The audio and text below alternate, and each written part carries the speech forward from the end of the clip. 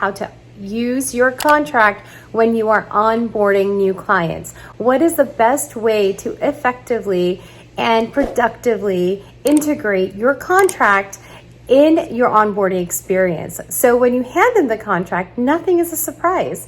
Here are my top 3 tips to do that. Number 1, have those hard conversations in the beginning. A lot of times people are scared to have the hard conversations, or scared to have the conversations about money or how the money should be paid, or other terms that end up popping up to be really important or disruptive during the course of the relationship, and that can also cause a lot of problems with regards to the momentum of the work that you're doing and the workflow. So it's really important to have those hard conversations in the beginning.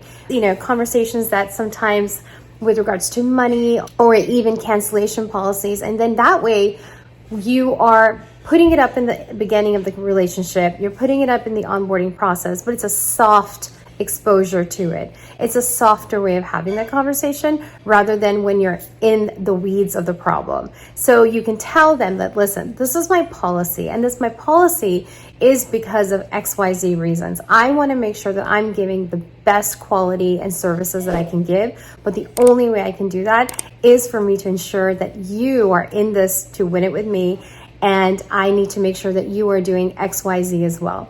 Those conversations can be difficult, and over time they'll become easier, but it's really important to have the hard conversations in the beginning rather than at the time of the contract or post-contract when you have an issue.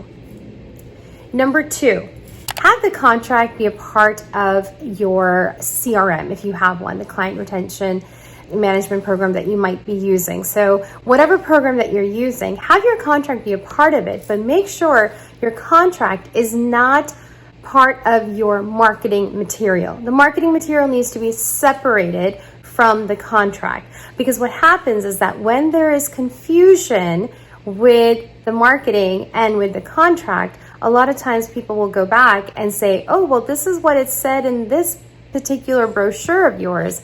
And that brochure should not be a part of the contract, because at the end of the day, that's marketing. That's a lot of puffery. And you're now guaranteeing or promising when you may not be able to fulfill it. So number 2, have the contract as part of the CRM, but make it separate from the actual marketing material that you have. And number 3, have open conversations. Have conversations where they feel that they can actually question why you are doing something, and question, the process or the procedure, because it may not be normal, it may not be an industry standard, and it may be something very particular to your business. But at the end of the day, it's your business, and that is how your business runs. And you need to make sure that your contract that you are getting into reflects that with your clients, and then also with the operations of your business. So I hope this was helpful to you.